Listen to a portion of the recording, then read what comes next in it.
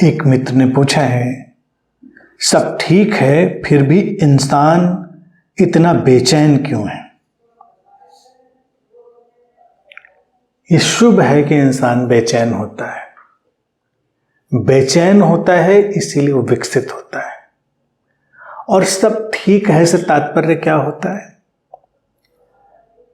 बाहरी धरातल पर, भौतिक धरातल पर चीजों का ठीक होना।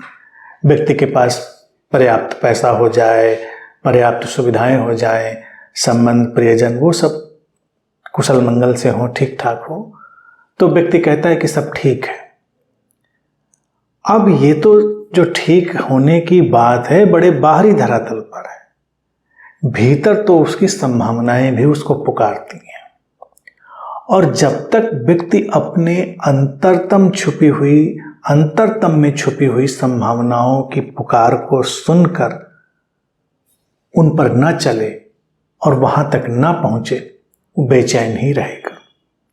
हर व्यक्ति के भीतर वही दिव्यता, वही परमात्मा सोया हुआ है।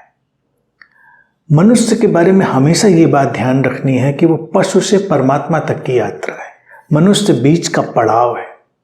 वो नीचे गिरकर पशु भी हो सकता है, मैं हमेशा कहता हूं, और ऊपर उठकर परमात्मा भी हो सकता है। परमात्मा अर्थात अपनी सारी प्रसुप्त संभावनाओं के खिल जाने की अवस्था में प्रवेश कर जाना, वह है परमात्मा।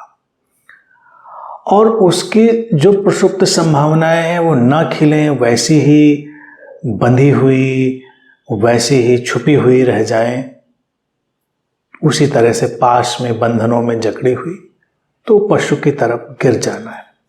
मनुष्य इन दोनों स्थितियों को देखने में सक्षम है कि बंधन है, बंधन के पार की स्थितियां हैं, जीवन में विकसित होने के अवसर हैं।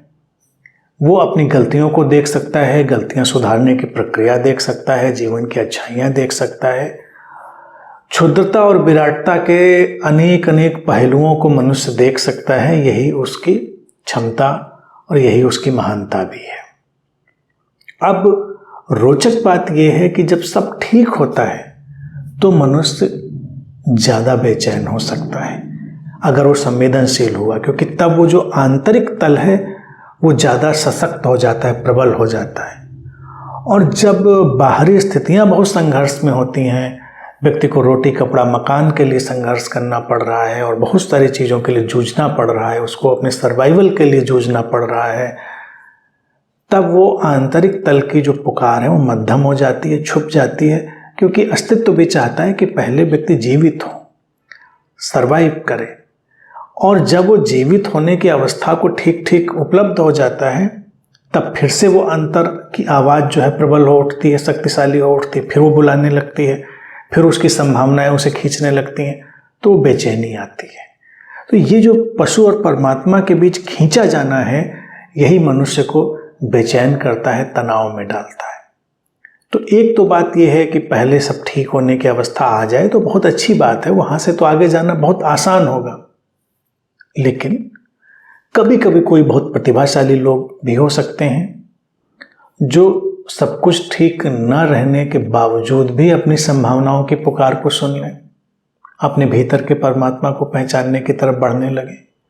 भारत में हमने तमाम ऐसे संतों, ऋषियों, गुरुओं को भी देखा है जिनकी बाहरी परिस्थितियां, सांसारिक परिस्थितियां बहुत विषम थीं, बहुत कष्टप्रद थीं, लेकिन उनकी चेतना इतनी प्रखर थी, उनका अवलोकन इतना सजग और सतर्क था कि उन्होंने जीवन की स्थिति को देख पाया और उस पर आगे वो बढ़ पाए। कबीर को देख लें, रैदास को देख लें, वाल्मीकि को देख लें, बहुत सारे ऐसे हम संतों को बाहर के जगत में देख सकते हैं जिनकी बाहरी भौतिक परिस्थितियां बहुत अनुकूल नहीं थीं। और बुद्ध और महावीर जैसे उदाहरण हैं, जनक जैसे उदाहरण हैं। ये सब है कि जब इनकी सारी परिस्थितियां बहुत ही चरम ढंग से ठीक थीं। अब चरम ढंग से ठीक हों या सामान्य रूप से ठीक हों, बात एक ही है। वो व्यक्ति ज्यादा प्रतिभाशाली है जो विषम परिस्थितियों के बीच भी जागरण की तरफ बढ़ने लग जाए, अपनी बेचैनी को अनुभव करने लग जाए। और वो व्यक्ति भी ठीक है जो ठीक रहते हुए बेचैनी को जाने और उधर बढ़े। अब सवाल यह है कि बेचैनी को खत्म करने के लिए हम करें क्या।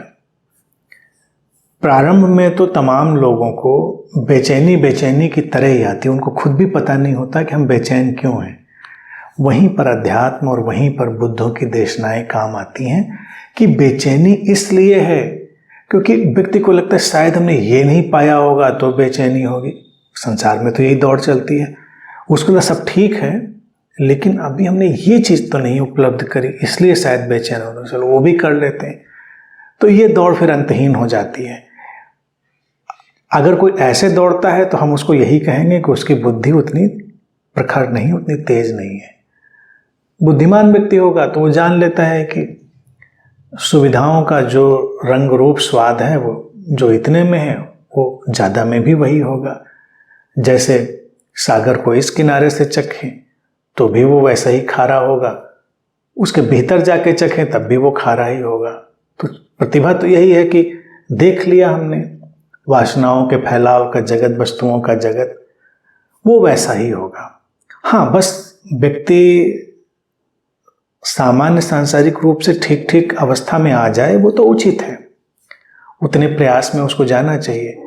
फिर उसको अपनी संभावनाओं को साकार करने की तरफ भी बढ़ना चाहिए, अपने अंतरतम, अपने स्वभाव को जानने की तरफ, अपने स्वरूप में स्थित होने की तरफ। जब वहाँ पर वो जाकर ठहरेगा तभी बेचैनी जाएगी, उसके पहले बेचैनी नहीं जाएगी।